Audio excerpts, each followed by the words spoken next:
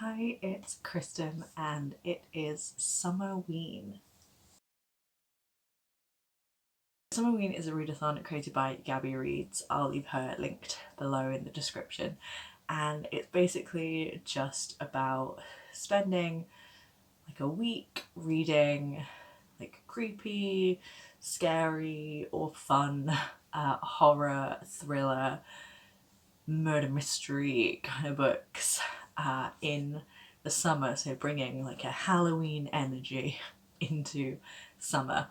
I really like this readathon. I very much in like October time want to be reading horror thriller books, but there is something in me that loves a horror thriller that's set in summertime. So I really love like slashes that take place at like summer camps and things. Summerween is taking place from July 5th to July 11th, so a week long. I will say it is already day 3 of the readathon. I have started reading for it, but I've just not been able to film until now because Friday, the first day of the readathon, I was working all day, and by the evening just wanted to like chill and read but not necessarily film. And then yesterday, Saturday, I spent the day with my mum and my sister. We went to the theatre and like had a whole sort of day of it. And again, by the time I got home, just wanted to chill, and it was starting to get dark, and so filming wasn't the easiest thing to do. So I'm going to film from today, hopefully onward. It doesn't feel like summer at the moment.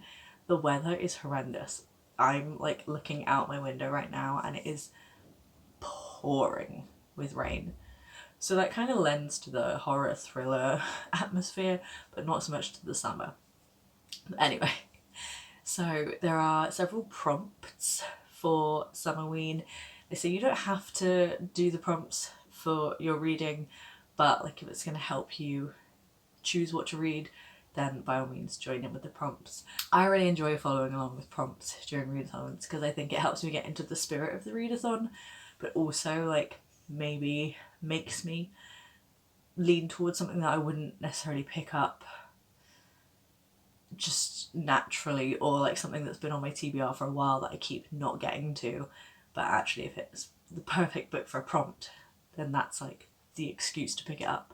So the prompts are: read a book in the dark, read a thriller or horror book, read a book with the night sky on the cover, read a book with 5 words in the title, and read a book that takes place in the summer.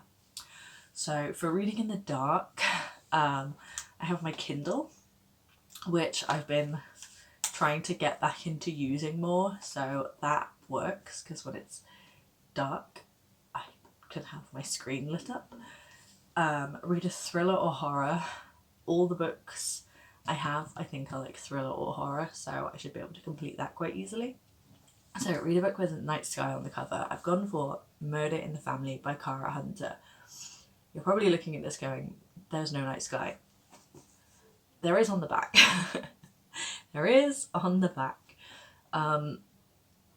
So it's not the front cover, but it is still the cover. It's the back cover. So this is about a man whose stepfather was murdered years ago, and now he is directing a true crime series about the murder because it was never solved. And so he's brought in experts, and yeah, they're making a true crime series based around trying to solve that murder.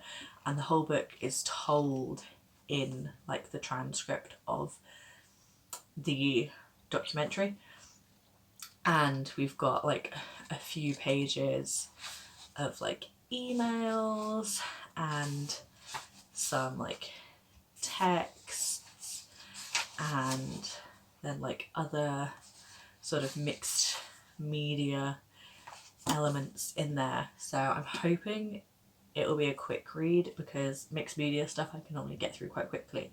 And like the premise of this book, the way it's been like pitched and sort of sold, is like, can you solve the case while reading along all the evidence at the same sort of time as these experts?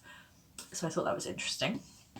Then reading a book with 5 words in the title, I've got How to Survive Your Murder by Danielle Valentine.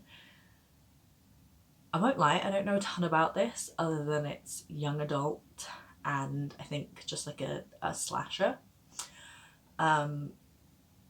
So yeah, I was interested in getting to it because I don't typically read a ton of young adult anymore. The young adult I do read tends to be like murder mystery, yeah, slasher, thriller, crime books, because I don't know what it is, I just really like a sort of simple YA thriller. So that's my 5 words in the title. And also probably the one I'll read in the dark. And then read a book that takes place in summer. I've got Water Shall Refuse Them by Lucy McKnight Hardy. And this is a folk horror set in a small Welsh town. I always thought I wanted to read this while it was hot, because it's set during a heat wave. But I'm thinking actually maybe reading it while we have cooler weather might be better, because if I read a heatwave book during a heatwave, I think like the atmosphere might just be too much. So while it's like rainy and cloudy outside, maybe that is a good way to read this, because then I can get swept up in the heat of things here. So that is 3 books. I'm not necessarily saying I'm gonna read all of them, but those are the 3 books I want to attempt to read. I think during a readathon, if I really focus my mind, I can normally read about 2 books. But I'm hoping with them being like thriller, horror, I might read them a bit faster, because I think I do tend to read thrillers and horrors at like a quicker pace, because if they're like well written, then I want to keep reading. I want to find out like who done it, how done it, that kind of thing. So I'm hoping I can get to at least 2 of these, if not all 3. We will see. And if I change my mind or I read anything else, I will let you know. But I'm going to start with Murder in the Family. As I said, it is day 3 of the readathon already. I did start this on the first day. I read a little bit of it, and then I've kept reading since then. So we've basically got the setup so far of this true crime documentary. We've been introduced to the characters, the experts that are going to be in this documentary, and we've been set up for what the crime was, how the murder occurred, or as how the body was found, who the deceased is, and like the setup around the family. So now we're getting more into trying to work out what exactly happened. So I'm looking forward to that. It's quite readable, so I'm hoping I can get through it, and I will update you soon when I've read a bit more. So I'm like nearly halfway through Murder in the Family. We've had a couple of revelations recently, which I'm sort of excited to see how they play out. I have a theory about like who did it, but I don't know that I have a theory for like why necessarily or how, and I don't want to share it in case I'm wrong, and also I don't want to spoil it if I'm right. So we will see. I will just let you know whether or not my theory changes, or if I was right, but I won't tell you what my theory is. I've come out on a walk because it's actually nice now. It was pouring with rain this morning, and now it's nice and sunny. So I thought I'd get out in the fresh air, in the sunshine. There's kids playing nearby and it's very noisy. So if you hear background shrieking, that is what that is. But yeah, I'm gonna like go home now, chill out, might just like change into my pajamas. It's like 5 o'clock. Might go home, change into my pajamas, be settled for the evening, and try and read like a good chunk of Murder in the Family, because I'd like to finish it tomorrow, I think. And I am getting through it quite quickly, so there we go. We've had quite a few more cliffhanger evidence moments within the context of like the documentary they're making. And I now have a different theory, which doesn't work alongside my other theory, because they're both like, I think this person did it, or I think this person did it. So I don't know if by the end I'm just gonna have guessed that it's everyone. But it is keeping me reading. I'm like, I don't know. I've got a third left, maybe. I'm interested and it's keeping me reading. But I don't know that I'm loving it. It's like, it's okay. And it's, giving me enough new information to keep reading and want to know what's going on, and I guess come up with my own theories or stuff like that. But it's not wowing me. But it's like enjoyable enough. So I don't know. If I have anything else to share, I'll update again, or I might just finish it and update you at the end. Yesterday I finished reading Murder in the Family by Cara Hunter. So on Friday I read like 24 pages of this. On Saturday I read nothing, and then yesterday I read 440 pages. So I basically read it almost all in one day. What did I think? First of all, one of my theories sort of came true in that, like, we definitely headed in that direction, and there was even like a red herring that my theory like was this is what happened, and then there was another twist. But as my theory came true, I was like, I don't think it is that. I think it's this thing instead. And then that turned out to be correct. I honestly don't know how I feel about this one, because it kept me reading. There were lots of twists and turns, which were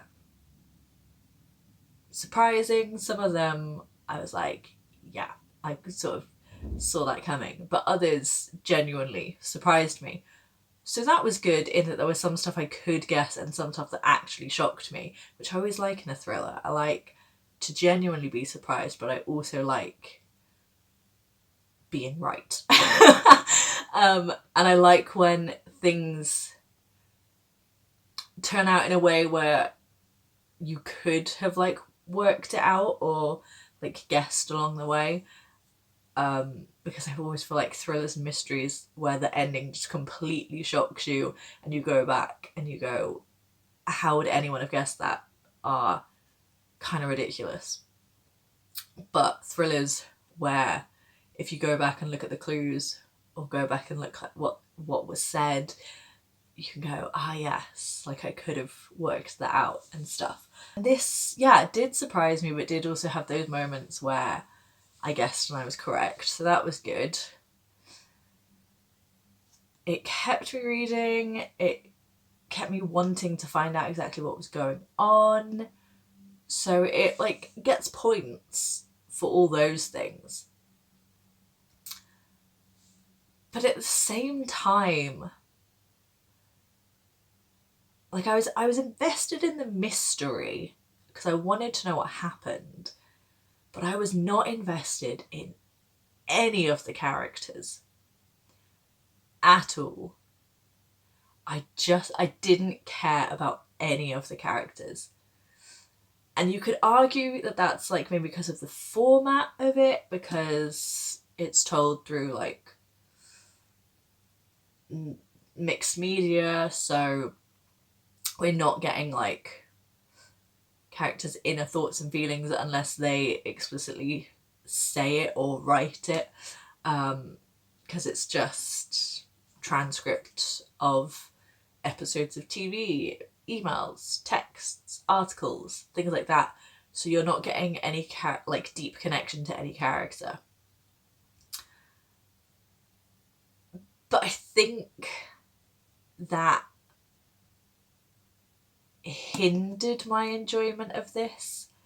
Like, I had a good time reading it, and I was like captured, caught up in the mystery.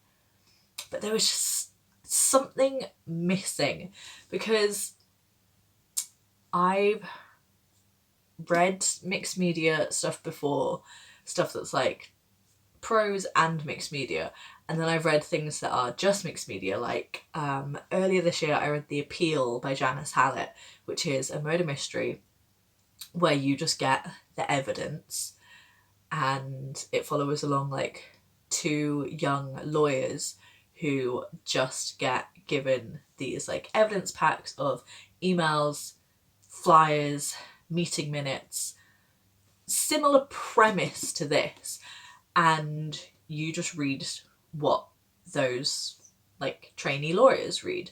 You just get the same evidence that they get, which is like this.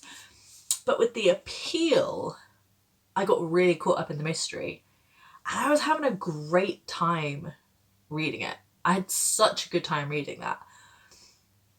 Whereas this, I got very caught up in the mystery, but I had an okay time reading it. So, I don't know. There was just something about this that was just missing for me. I'd still give it like a solid 3 stars, because I do think it surprised me, but it also made me feel correct and smart for getting like some of the twists right. It engaged me in the plot. I wanted to know what happened. I wanted to know the end. I wanted to keep reading. I read it really quickly. Read it in, other than 24 pages, read it entirely in one day. So I can't say I didn't want to read it, or that I wasn't like, engaged in it. So for that reason, it gets 3 stars.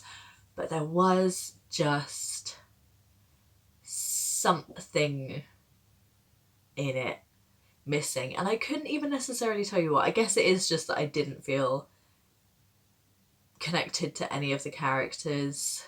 There were like points where I felt sorry for certain characters, but I don't know. Also, towards the end, I felt the producer character, Nick, just got a little over the top for me.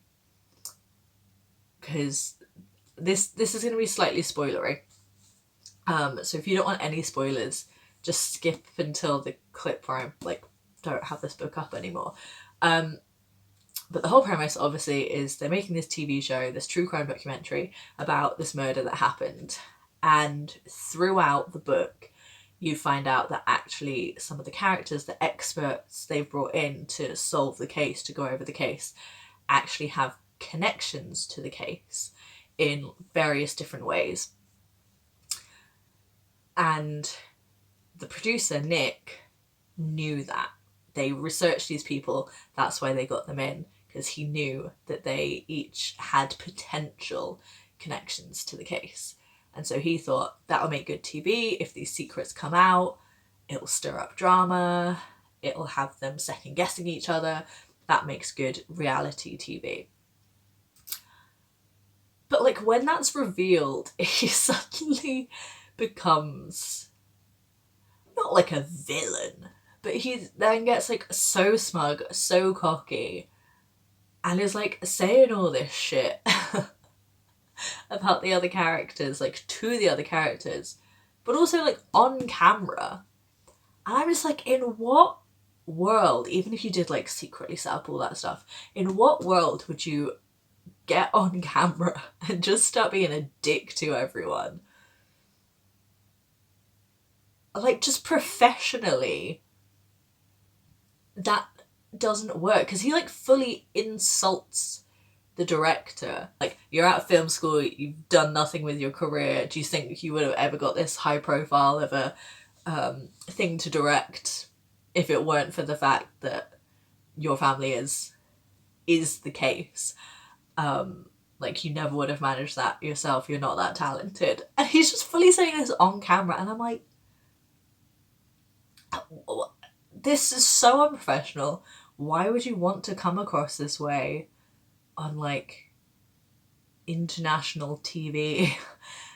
And like, do you not think this might affect people wanting to work with you in the future? I don't know. He just seemed to like hit a point where it just was like, evil mastermind villain has been pulling the strings and puppeteering the whole thing. But also, like, you're on TV, dude. I don't understand. It just got a little over the top, a little too, like, TV villain for me in those moments. A little too unrealistic. But I had a good time, and I read it in practically a day, so I'm really happy with that, because I was saying last night, I hope I can finish it tomorrow, like today. And then I finished it all yesterday. And it also counts towards my thing of reading a thriller and reading in the dark, because by the time I was nearing the end, it had got dark outside and my bedroom lights currently don't work. I need to fix them. So I was reading it by like the light of my phone. I think I'm gonna read How to Survive Your Murder next, because I want something potentially a little bit cheesy, YA, thriller, mystery, and I think it's got like a supernatural twist to it. So we'll see.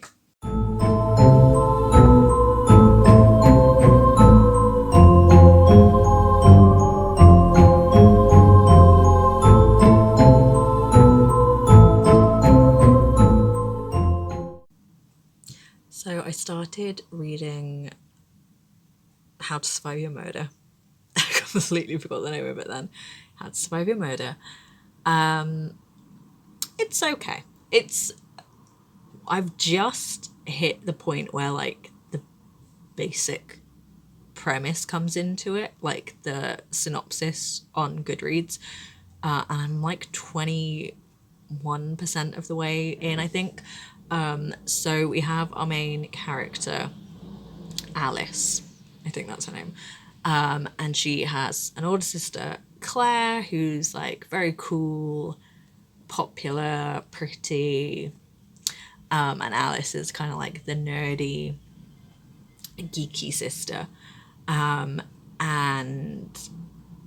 it's Halloween, and Alice's friends and sister convince her to go to a Halloween party being thrown by another one of the popular girls at their school.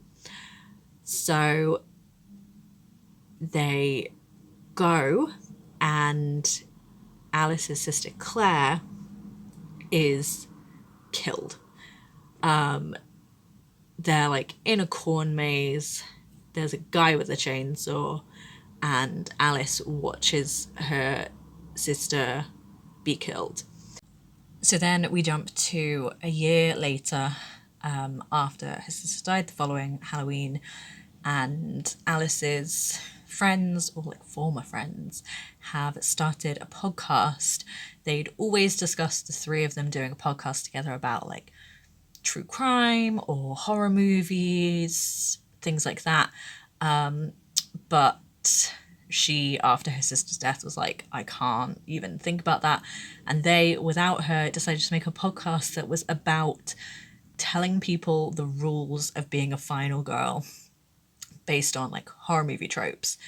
And like, if you follow those rules, relating it then to actual like true crime things of, if you followed the final girl rules, maybe you'd survive this situation, which Alice thinks is a disgusting idea for a podcast, and so do I, because like, that's so fucking victim blamey.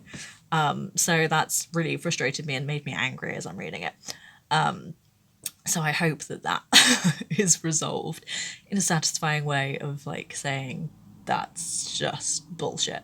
But anyway, so she's like falling out with her friends. She still has like one friend, but she's not got her friends. Her sister's dead. Her parents are divorced. She's not doing well at school or like not being able to focus in school. Fair enough. And basically, like her life is just sort of falling apart around her. And that's the point I've got to. I do know that in the synopsis, it then says she bumps into a Sydney Prescott lookalike. Sydney Prescott is the main character from Scream, if you didn't know. And somehow, like, gets knocked unconscious or, like, gets attacked or something by her, and wakes up a year previous and has to, like, work out who the killer is before her sister gets murdered, which sounds batshit, and I kind of love that. Because as it is, they have someone that they're trying for the case because Alice saw him stab her sister. So I'm like, if the premise of like the synopsis says she has to work out who it is to stop them before her sister gets killed, if it's not that guy, I'm confused already. But I haven't actually got to the point. She's bumped into the Sydney Prescott lookalike or seen the Sydney Prescott lookalike in school, but they've not. She's not gone back in time yet. So I think I'm close to that. I guess I'll update you once that's happened, how I feel about it. But I'm not loving the book so far. It's like fun and silly. Although, you know, is it that fun when it's about a girl being murdered? No. But the writing of it, like, I don't want to sound mean, but I don't think it's very well written. So yeah. Also, Alice is like a big horror movie fan, so she references horror movies a lot. It's very meta in that way, in the way that like the Scream TV series reference horror movies a lot. The more recent Scream films reference horror movies and tropes and things like that. I'm fine with that. I think it's kind of fun to be a bit meta of going, this is like this horror movie, this is like that horror movie character. But she just like references them all the time. There's so many pop culture references, not just horror movies, but just like actors mentioned. Like there's a cute guy at the gym, and she's not just like, he's cute. She's like, he's cute in a Skeet Ulrich, Heath Ledger, Timothy Chalamet kind of way. And then like references someone else looking a bit like Amy Adams mixed with Anne Hathaway, and I'm like, we okay, you watch movies, we get it. Like it's just yeah, a bit too pop culture-y. And I have a problem with books that reference pop culture too much because I think it dates them really quickly, but also just yeah, sort of makes me go, why don't you describe this thing instead of just saying, oh, it looks like, assuming that someone knows like an actor or like a thing and has that like already in their mind, so you don't have to describe it. You can just say, oh, they look like Heath Ledger. And I go, well, I know what Heath Ledger looks like, so I guess I know what this character looks like, instead of actually saying he had dark curly hair or whatever. So yeah, the pop culture references are a bit too much for me, and just the way it's written is not my favourite. But I think I'm going to finish it because I sort of want to know what happens. So, from reading a bit last night and reading this morning, I've made my way a bit further through How to Survive a Murder. I think like another 20% or something, so I'm near the halfway mark. So, we've had Alice go back in time. So I was saying she bumped into Sydney Prescott lookalike at school. It's not at school that like the actual inciting incident happens. She goes to the courthouse to testify against the guy who she thinks did it, or the guy she saw kill her sister. And she's at the courthouse and she starts like freaking out. So she runs to the bathroom and to like throw up and stuff. And then when she's in there, she sees the Sydney Prescott lookalike again, and they get into a bit of an argument because the Sydney girl is like saying, "Oh, you actually sure that you should be testifying? Are you definitely sure it's him? Because like if you're wrong, you're sending an innocent person to prison." And she's really mad because she's like, "Yes, I saw him kill my sister. How dare you?" kind of thing. And then she's like trying to like edge towards the door to leave, and then as like the Sydney girl is saying, "You don't want to live with regret and stuff," she gets smacked on the back of the head. She thinks by like the door being opened. And then she wakes up and she is back to the night that her sister died. But like a few minutes before that, she wakes up and her sister is with her.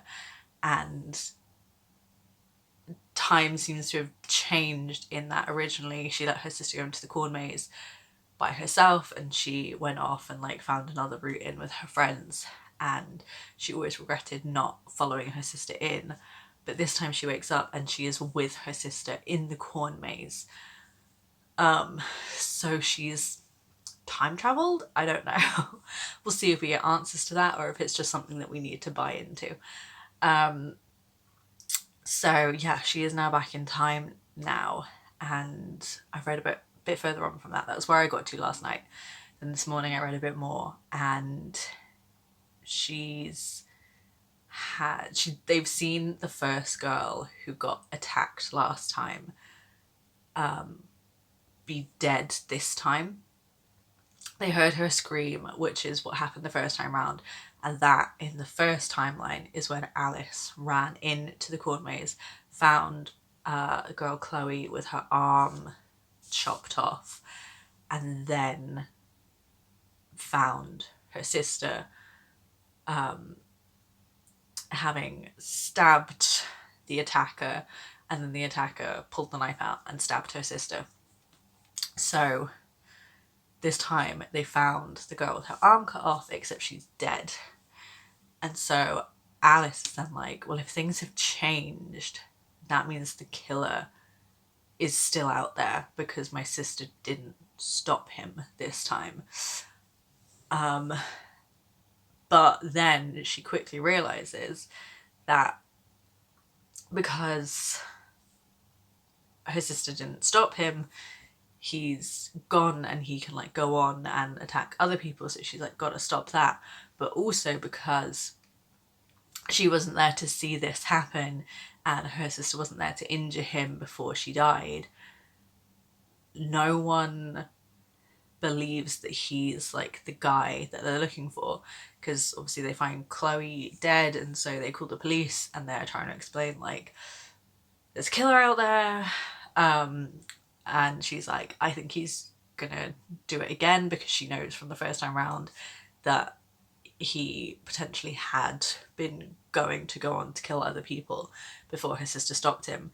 And because she saw who it was, she's like, it's this guy, we need to find this guy. But because there's no evidence of that, the police haven't found any evidence. They've not found out the things that in her original timeline they went on to find out. There's no reason to suspect him. So she is now stuck in this thing of like needing to protect other people and find the killer. So I'm about halfway through How to Survive Your Murder. Now, I do want to try and finish it today because it's the last day of Summerween, and so I think finishing a book on the last day, not carrying it over into not Summerween, would be nice. We've got an answer to the question of, is it time travel? Like, how has she gone back in time to before her sister died? I'm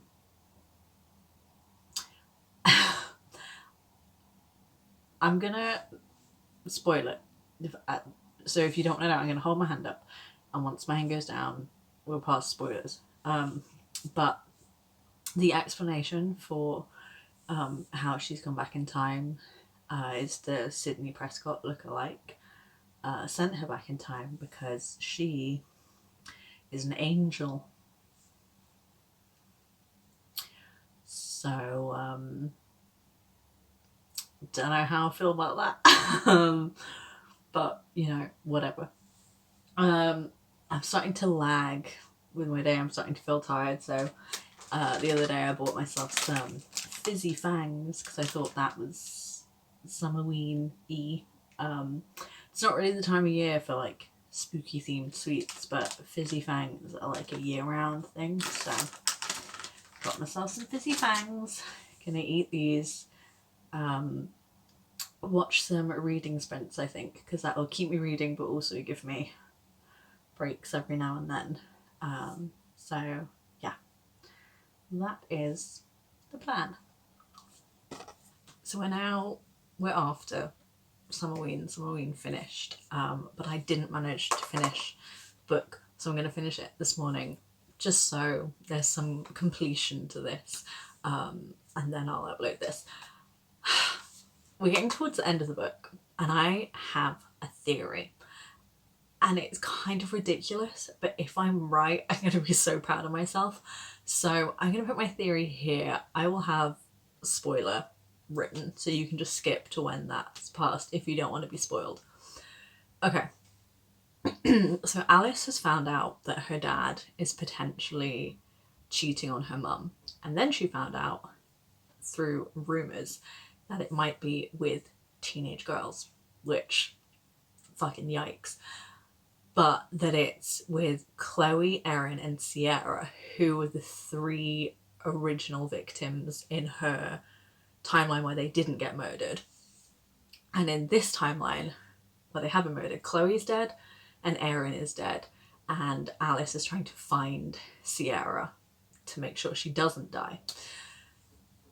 So now she thinks that it might be her dad who is a killer, because also at one point Claire had left her phone at the gym and her dad had rung Alice to be like, I have Claire's phone, she needs to stop leaving it at the gym. And then later Alice sort of forgets that and is trying to track Claire's phone and sees that she's in the phone at least is in the neighbourhood near Erin around the time when Erin died. But then Claire later is like, oh no, I picked up my phone from home. So she's like, Dad had the phone, killed Erin, then went home with the phone, and Claire picked it up. And Claire reveals that she knew that her dad was having an affair, but doesn't say to Alice like who with. Just that she knew he was cheating on their mum because she'd found like a burner phone of their dad's in the past. And so that's how she found out. And then Alice had overheard her parents arguing like just recently, like that night. And that's how she found out. And then they realised they both knew, Claire and Alice. So at this point, Alice thinks that perhaps her dad is the killer and he's killing the girls that he was seeing. I have a theory that Claire is the killer and that Claire is like really mad that her dad didn't cut off these relationships with these girls, and so she's killing the girls as like revenge. And in the original timeline, it's believed that like she was attacked and stabbed Owen in self-defense, but then he took the knife and stabbed Claire and killed her.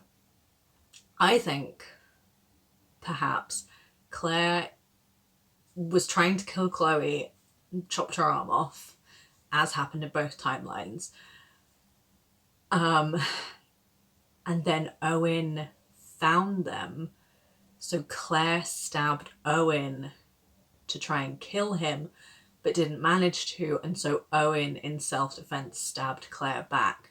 But because all that was seen was Chloe with an arm cut off and Owen stabbing Claire, people think, and Alice thinks, that Owen's the killer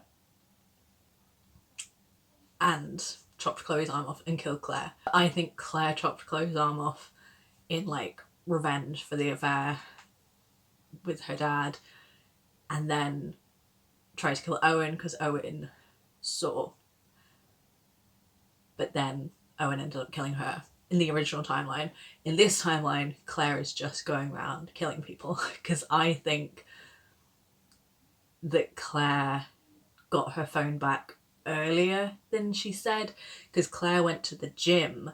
So I feel like her dad rang and was like, Claire, you left your phone at the gym, and then left her phone. And Claire went to the gym, picked up her phone, and then went, killed Erin. That's why the phone showed up near Erin's house.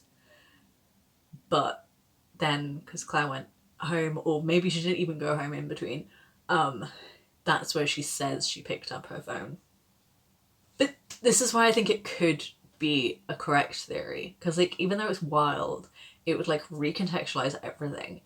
And like the story has been so much about Alice missing her sister and feeling guilt that she didn't go after her sister and stuff like that. And we're meant to like really believe that like Claire is good and now she's just been pulled into this, but like maybe she's not. And also when Alice thinks that Owen is the killer, she's hanging around with Wes, this cute guy, and Claire's like, oh, you can't really trust him because he's Owen's best friend. And Alice is like, what? And it's like a revelation to her. And then when they're escaping and Alice is like freaking out, like, oh my god, like I can't really trust Wes.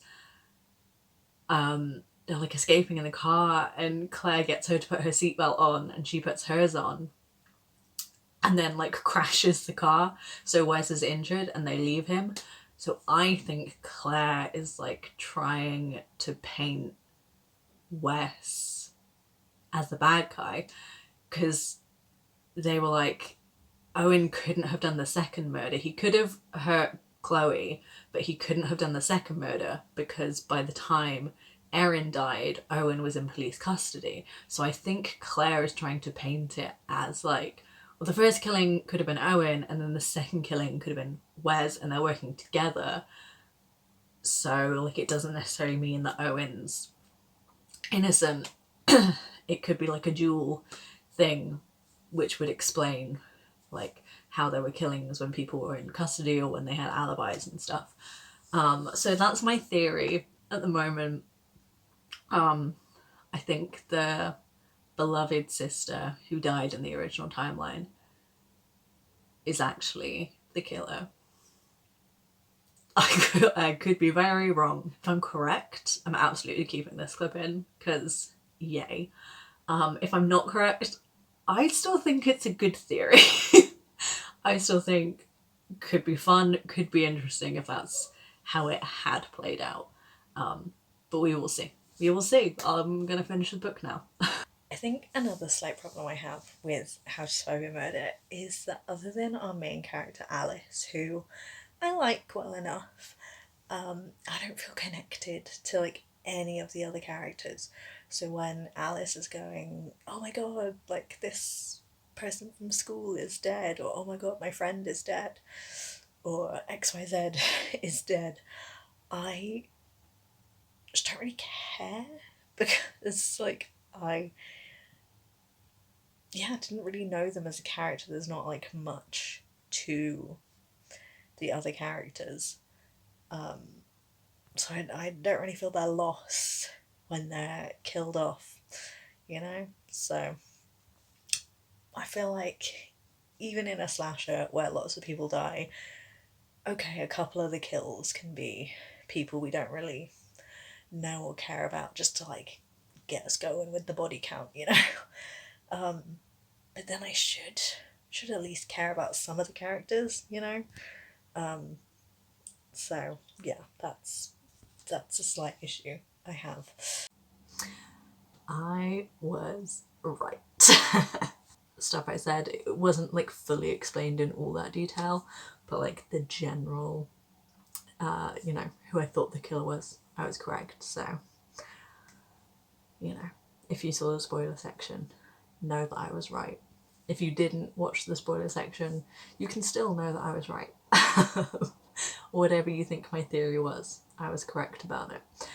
I will say though, for a YA thriller, it was pretty dark at the end. Like, we had the killer reveal, and then there was like another little twist or something on the end, which was dark. Like, yeah, actually had me going, well, shit. So it got me. It got me in that. And I will say, even though I guessed who the killer was, in the lead up to the reveal, even while all the characters, or like Alice, our main character at least, was thinking it was someone else, and I was just thinking, no, I reckon it's this person. There was still tension there, so I thought that was quite good. I was still like, are they gonna get away? Is Alice gonna find Sierra and get her to safety and like all that stuff? So there was still tension, which I thought was good. And then, yeah, a couple of little extra twists, which was nice, so that even though I guessed who the killer was, there were still elements that surprised me. I definitely enjoyed the second half more than the first half. But if you want like a quick, fast-paced thriller, if you enjoy books like horror books where the characters are very into horror as a genre, this might be one for you. Yeah, it was alright. I think I'd give it like a solid 3 stars because I had fun with it. So yes, that is it for me for Summerween. I read Murder in the Family by Cara Hunter. Thought it was okay. Read it pretty quickly. It gripped me. I never got round to reading the one set in summer, which is a shame. But I completed some prompts. I'm pretty happy. I don't often read things on my Kindle, so I'm glad I did get something on my Kindle. And then I'm glad I read this so quickly and got it off my physical TBR while I also like had stuff going on this week. Murder in the Family. How to Survive Your Murder. Lots of murder. I had a good time. And I've been really enjoying watching and like catching up on everyone else's Summerween vlogs, which is very fun. Yeah, I really like Summerween. I think it's a fun vibe. I look forward to next Summerween, honestly. Thank you for watching. Did you participate in Summerween? If not, do you still have like any thriller horror recommendations? Things you really enjoy, especially if they're like a summer vibe. Like I said before, I love like a slasher set at a summer camp, that kind of thing. Leave those down below in the comments if you do have any recommendations, and I will see you with another video soon. Bye!